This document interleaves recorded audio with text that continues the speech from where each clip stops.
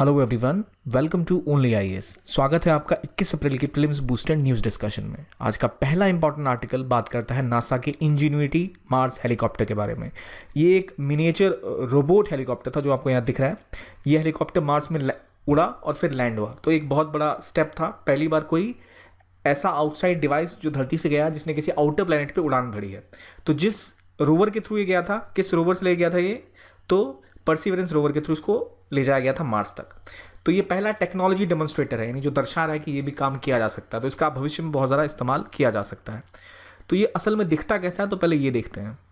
ये जो रोवर है ये कुछ इस तरह का दिखता है कि ये ड्रिलिंग वगैरह करेगा मार्स के सरफेस पे। वहाँ पे जो भी ऑब्जेक्ट्स ऐसे हैं जो कि कहीं सरफेस से में निकालने हैं या उसकी स्टडी करनी है, तो ये रोवर उनकी खुदाई करके उनको जमा करेगा, उनको स्टोर करेगा और बाद में उसको अर्थ पे भेजा जा सकता है।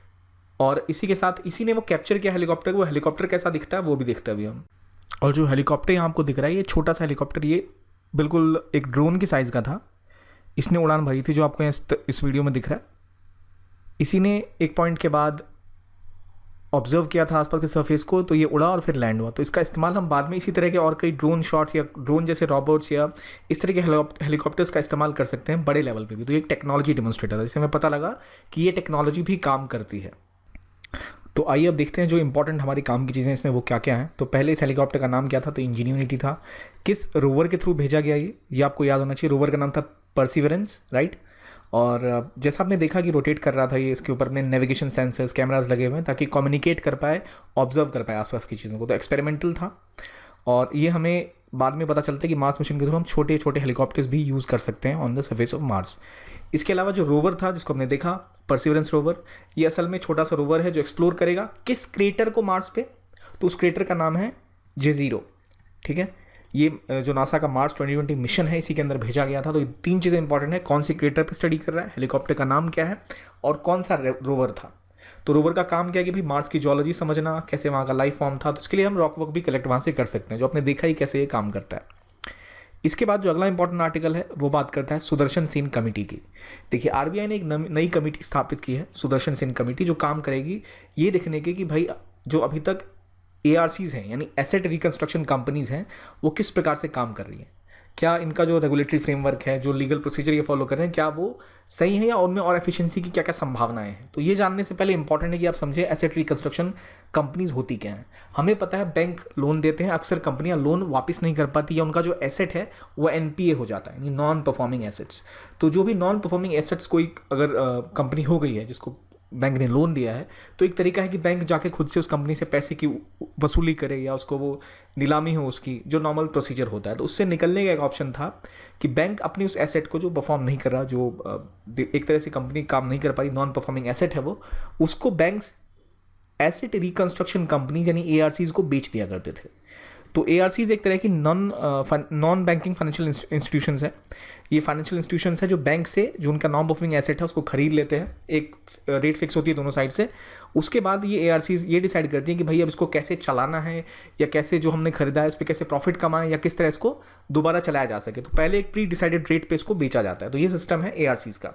तो अब जो सुदर्शन सेन कमेटी बैठी है ये रिव्यू करेगी उस रोल का कि एआरसी का जो रोल है रिगार्डिंग स्ट्रेस्ड एसेट, जो भी एसेट्स एनपीएस वगैरह हैं उनमें उनको रिगार्डिंग क्या क्या किया जा सकता है। जो ऑलरेडी इंडिया का आईबीसी है यानी इंसॉल्वेंसी और बैंकरप्सी का जो कोड है, जिसके तहत दिवालिया घोषित जब कोई कंपनी होती है तो जो उसका प्रोसीजर होता है रिजॉल्व करने का इशू, उसको फॉलो करने के लिए क्या क्या और सुझाव दिए जा सकते हैं, इसके बारे में काम करेगी ये कमिटी, राइट। तो एआरसी क्या होती है मैं आपको पहले मेंशन कर चुका हूँ कि इससे बैंकों को फायदा होता है कि वो अपने काम पे ध्यान लगाएं और नॉन बैंकिंग फंक्शन जैसे कंपनी को ऑपरेट करना उनको नहीं आता, उनके एक्सपर्टीज से बाहर है, डिफॉल्टर से डील करना, इन सब का काम फिर एआरसी का हो जाता है, एसेट रिकंस्ट्रक्शन कंपनी का।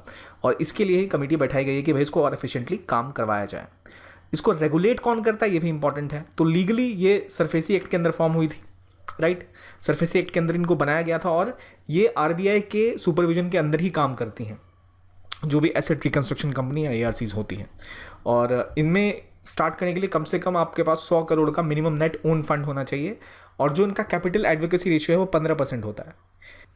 अब ये जो 15% कैपिटल एडवोकेसी रेशियो है वो किसके हिसाब से है, वो है रिस्क वेटेड एसेट्स के हिसाब से। मतलब मान लीजिए कोई जो ये कंपनी है इसने कुछ पैसा किसी को उधार दिया, तो हो सकता है पैसा डूब जाए, राइट, रिस्क है उस पैसे पे। तो उस रिस्क का जो 15% हिस्सा है वो कैपिटल इस कंपनी को अपने पास हमेशा रखना है कि ये डूब ना जाए कहीं। यानी रिस्क वेटेड एसेट्स वो होते हैं कि भाई कितना कैपिटल मिनिमम बैंक को अपने पास रखना पड़ेगा ताकि वो बैंक दिवालिया ना हो जाए, राइट। इसे कहते हैं रिस्क वेटेड एसेट, यानी टोटल एसेट यानी जितने आपके पास संपत्ति है उस पर कितना रिस्क है डूबने का, ठीक है। तो रिस्क वेटेड एसेट्स वो होते हैं जो मदद करते हैं कि भाई कितना कैपिटल आपको रखना है, इससे आपको पता लगता है कि भाई कितने आपके पैसे डूबने के चांस है। तो जो ARCs होती हैं उनको कम से कम 15% जो उनका रिस्क वेटेड एसेट्स है, जो डूबने की संभावना है, उसका कम से कम 15% का कैपिटल तो रखना पड़ता है अपने पास, ठीक है। ये इनकी रिक्वायरमेंट है। किस चीज़ की बात कर रहा हूँ मैं? ARCs की, राइट। ARCs के क्या क्राइटेरियाज हैं? 100 करोड़ उसका मिनिमम नेट ओन फंड होना चाहिए। दूसरा, 15% इसका कैपिटल एडवोकेसी रेशियो है। बैंक्स का कितना? बैंक्स फॉलो करते हैं बेसल नॉर्म्स, राइट। तो ये, और यहाँ पर इसको किसने डिसाइन किया है? ये सरफेसी एक्ट के अंतर्गत ये कहानी चल रही है। किसके बारे में? ARC के बारे में, राइट। आगे बढ़ते हैं और बात करते हैं ध्रुव MK3 हेलीकॉप्टर्स के बारे में। ध्रुव MK3 असल में लाइट हेलीकॉप्टर्स है जिनको नेवी में अभी कुछ कमीशन किया गया है। ये खास बात ये कि इंडिजिनसली बिल्ट हैं, इंडिया में बने हैं, और जो ये इंडिया का नेवल एयर स्क्वाड्रन है 323, इसमें इनको भेजा गया। हमारे लिए उतना इंपॉर्टेंट नहीं, हमारे लिए इंपॉर्टेंट है कि इसके अंदर क्या खास बात है। एक, पूरी तरह से इंडिजिनस है, यानी इंडिया मेड है। दूसरा, मल्टी रोल है, ये कई सारे कार्य कर सकता है। आपका सर्विलेंस का काम और यहाँ तक कि रेस्क्यू और ऑपरेशंस का और कोस्ट गार्डिंग का, ये सब का काम ये कर सकता है। तो मल्टी रोल चॉपर है, और इसका जो इंजन है वो शक्ति इंजन है, जो कि इंडिया की कंपनी जो HAL है, हिंदुस्तान एरोनॉटिक्स लिमिटेड, उसने डेवलप किया है। ये इंपॉर्टेंट है। और ये काम खास बात क्या है कि आपका रिस्क जो रिसर्च और रेस्क्यू ऑपरेशंस है वो कम विजिबिलिटी में भी कर पाएगा। ये ऑटोमेटिक फ्लाइट कंट्रोल सिस्टम है, जो बेसिक बातें हैं इसके अंदर। पर इनका काम किस चीज़ में होगा? स्पेशल ऑपरेशंस के लिए, कोस्टल सर्विलेंस के लिए, एटसेट्रा एटसेट्रा, जो पहले आपको मेंशन कर चुका हूँ मैं। यानी सिक्योरिटी भी देगा और रेस्क्यू में भी काम करेगा, और आपसे सर्च ऑपरेशंस भी कर सकते हैं। ये बात हो गई ध्रुव हेलीकॉप्टर्स की। अब बात करते हैं वंदे भारत मिशन के बारे में।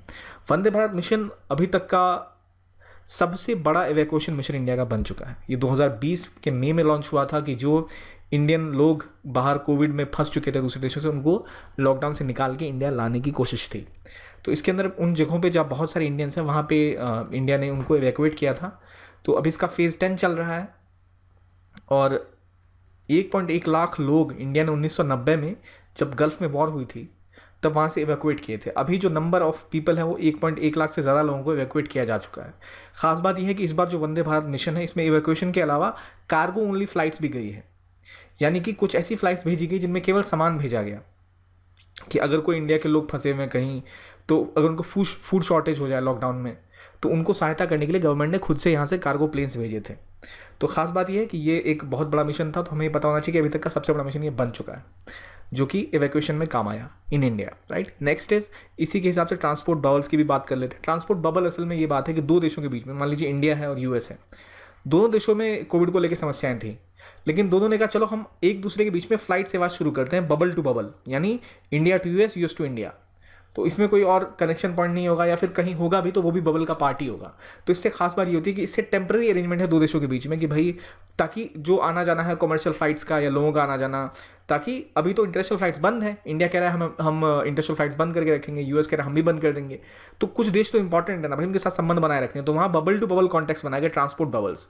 तो वो बबल के सिग्नेचर साइन किए गए कि भाई जो सुविधाएं आप दे रहे हैं वो दूसरा भी आपको देगा, यानी रेसिप्रोकल होंगी। इंडिया इतने पैसेंजर्स एडमिट कर रहा है, जाने दे रहा है, तो वो भी उतने पैसेंजर्स आने देगा। इस तरह की फ्लाइट की सुविधाएं दी गई हैं। तो अलग अलग देशों के साथ ये सुविधाएं इंडिया ने स्टार्ट करी थी, US के साथ, UAE के साथ, कनाडा, इथोपिया, फ्रांस के साथ, जो इंपॉर्टेंट कंट्रीज थी।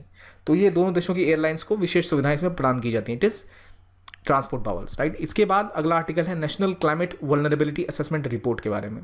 Department of science and technology ने एक रिपोर्ट रिलीज़ की थी, क्लाइमेट वल्नरेबिलिटी असेसमेंट की बात करता है कि कितना जो इंडिया में अभी जो फ्रेमवर्क है, कितनी प्रिपरेशन हुई है, कितना हमारा जो सेटअप है वो तैयार है, और कितना उन पर रिस्क है, कितने वल्नरेबल है वो। तो इसमें आइडेंटिफाई किया गया कौन कौन से राज्य सबसे ज़्यादा वल्नरेबल है, बहुत ही चुनौतीपूर्ण स्थिति में जो है। तो इसके अंदर अलग अलग डिस्ट्रिक्ट्स को भी इनकी लिस्टिंग की गई है।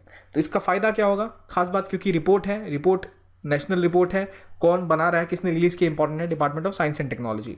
क्या किसी से मदद करेगा हमें एडॉप्शन के जो हमारे तरीके हैं उसमें, कैसे हमें और बेहतर प्रोग्राम्स लॉन्च करने हैं जो बेहतर तरीके से क्लाइमेट चेंज को कंट्रोल कर पाएँ, उसके बारे में हमें तैयार करेगा। तो 24 राज्यों को ऑलमोस्ट इसमें कंसिडर किया गया, और 2 यूनियन टेरिटरीज़ को। तो इसमें department of science technology plus एक Swiss agency for development and cooperation के साथ मिल के इन्होंने ये डेवलप किया है।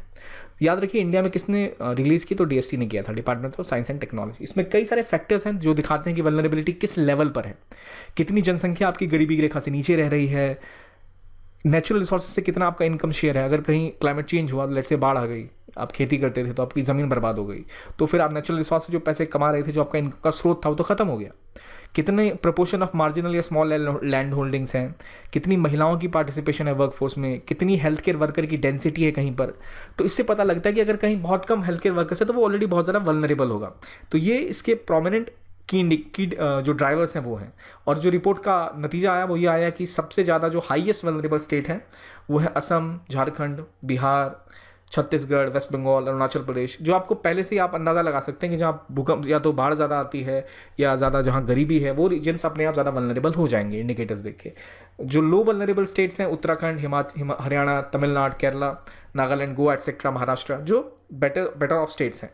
तो इनमें भी जो हाईली वल्नरेबल डिस्ट्रिक्ट हैं, तो उसमें असम, बिहार और झारखंड के ऑलमोस्ट 60% जो डिस्ट्रिक्ट्स हैं वो category of highly vulnerable districts में आते हैं। तो इसको अगर आप एक बार देख लेंगे तो आपको पता लग जाएगा, अच्छा ये राज्य हैं जो हाई वल्नरेबल हैं, जो नॉर्मली हम जिनके बारे में बहुत कुछ पढ़ते ही रहते हैं कि यहाँ प्रॉब्लम्स चल रही हैं, वही राज्य इसमें ज़्यादा शेयर उन राज्यों का वल्नरेबल डिस्ट्रिक्ट्स में है। अगला आर्टिकल बात करता है startup India seed fund scheme के बारे में। जो इंडिया की मिनिस्ट्री है कॉमर्स एंड इंडस्ट्री, उसने एक नया startup India seed fund start किया है। ये जो स्कीम है ये असल में प्रारंभ स्टार्टअप इंडिया जो इंटरनेशनल समिट हुई थी उसमें अनाउंस की गई थी।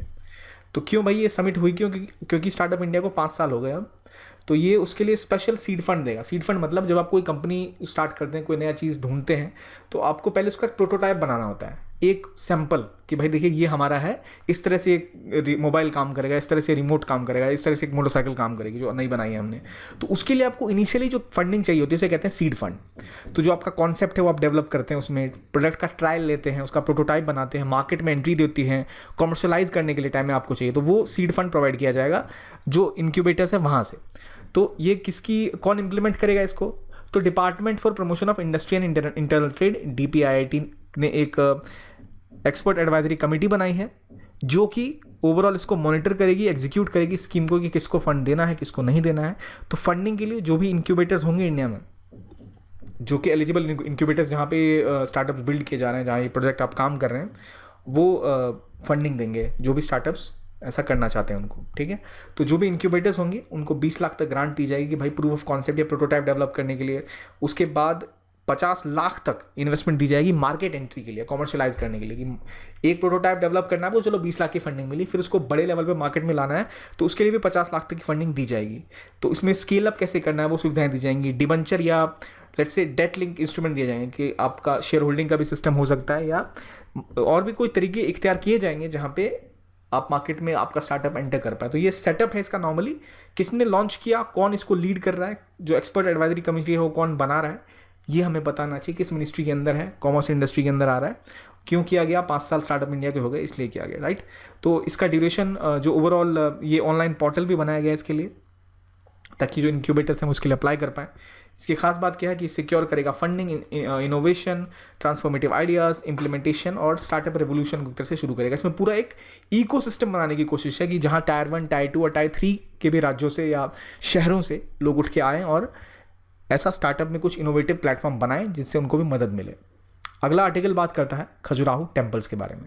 मिनिस्ट्री ऑफ टूरिज्म ने हाल में एक वेबिनार ऑर्गेनाइज किया था खजुराहो टेम्पल्स के ऊपर में, कि ताकि उनका जो आर्किटेक्चरल जो उनकी ब्यूटी है इसके ऊपर और काम किया जा सके और उनको फेमस किया जा सके। किसके अंदर किया गया था ये वेबिनार, देखो अपना देश स्कीम के अंदर। तो ये देखो अपना देश स्कीम या फिर कैंपेन असल में है क्या, ये कैंपेन ऐसा है कि भाई आप इंडिया के 15 ऐसे टूरिस्ट स्पॉट है जो मिनिस्ट्री ऑफ टूरिज्म ने बोला कि भाई यहाँ पे आपको ट्रैवल करना चाहिए। तो अगर आप वहाँ ट्रैवल करेंगे तो हो सकता है आपको एक इनाम भी दिया जाए, ठीक है, और उसके बारे में आप थोड़ा प्रमोशन करेंगे। इस तरह की बातें करी गई। ये इस का ऑब्जेक्टिव है कि डोमेस्टिक टूरिज्म को बढ़ावा दिया जाए, देखो अपना देश, राइट। तो उसी के तहत इन्होंने एक वेबिनार किया था खजुराहो टेम्पल के ऊपर। खजुराहो टेम्पल कहाँ है, मध्य प्रदेश में, बहुत फेमस है, राइट। किसने बनाया था, किस डायनेस्टी में डेवलप हुए, तो चंदेला डायनेस्टी के टाइम में इनको डेवलप किया गया था।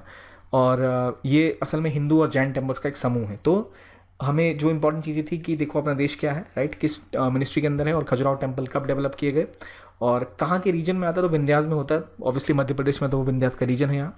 और ये किस तरह का स्टाइल ऑफ आर्किटेक्चर है, तो नागरा स्टाइल ऑफ आर्किटेक्चर है। इसको यूनेस्को की वर्ल्ड हेरिटेज साइट में भी इंक्लूड किया गया है, 1986 में इंक्लूड किया गया था। और सबसे पहले इसको रिपोर्ट किया था कि भाई हमने ऐसा कुछ देखा इंटरनेशनली, वो थे अबू रिहान अल बरूनी, और इब्न बतूता ने भी इसको 1335 इसको रिपोर्ट किया था बुक्स में, राइट। तो ये थे आज के इंपॉर्टेंट आर्टिकल्स। देखते हैं आपको कितना इसमें से याद है। नासा इंजीन्यूटी पहले हेलीकॉप्टर है जो कि फ्लाई किया मार्स के ऊपर। Sudarshan Sen committee tech structure को रिफॉर्म करेगी। वंदे भारत मिशन, जो इंडिया के लोग बाहर फंस गए थे कोविड-19 के लॉकडाउन के चक्कर में, उनको वापस लाने के लॉन्च किया गया था।